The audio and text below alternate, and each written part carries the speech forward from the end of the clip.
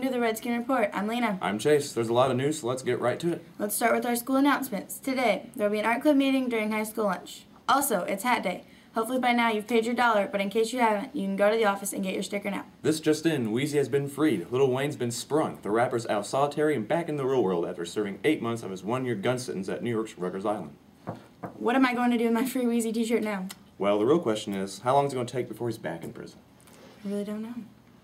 In other news, the world's oldest person dies at 114 in West Indies. A French nun, who is considered the world's oldest person, died Thursday on the Caribbean island of St. Bartholomew at the age of 114. Eugene Blanchard, who friends called Sweets because of her kindness, died around 3 a.m. at Bruin Hospital, where she lived in the geriatric ward since 1980. Cousin Armel Blanchard said that while Blanchard could no longer talk, she had seemed to be in relatively good health. The oldest person alive is now said to be an American woman, according to the group. Wake up and smell the world's largest coffee. It's 2,010 gallons. Talk about a mocha grande. It took 8 hours to fill an 8x8 foot cup. You may want to think twice before saying, supersize me, around Ryan Aboud.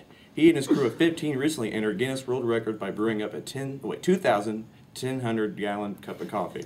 Enough to keep even the most dedicated Java jugger awake. Aboud, CEO of GourmetGiftBaskets.com, had already entered the hallowed pages of Guinness by fashioning the world's biggest cupcake, but he was looking for a new challenge. Reading that Americans gulp down some 146 billion cups of coffee a year, he set out to make a little caffeinated history. The record was formerly held at only 911 gallons. This record was set in New York City. And now, for the weather, we take it over to Levi.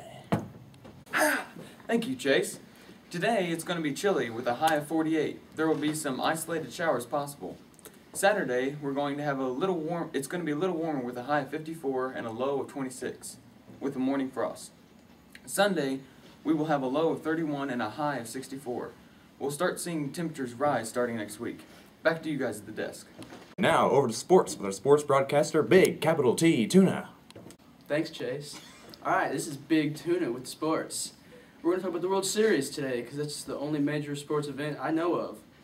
Cliff Lee blew it in Game 1 and the last game of the World Series, and Edgar Renteria returned to his former glory with amazing plays and hitting in the game-winning run. Back to you, Chase and Lena.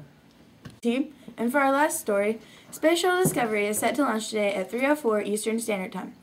Space Shuttle Discovery will deliver the Express Logistics Carrier 4, a multi-purpose logistics module, and critical spare components to the International Space Station. This launch was initially set for yesterday morning, but the weather did not allow for launch, so it was scrubbed. Next week, we will have a new segment where you can email in questions and we will answer them on air for you. Email us at redskinreport@yahoo.com. Have a great weekend, and thanks for watching.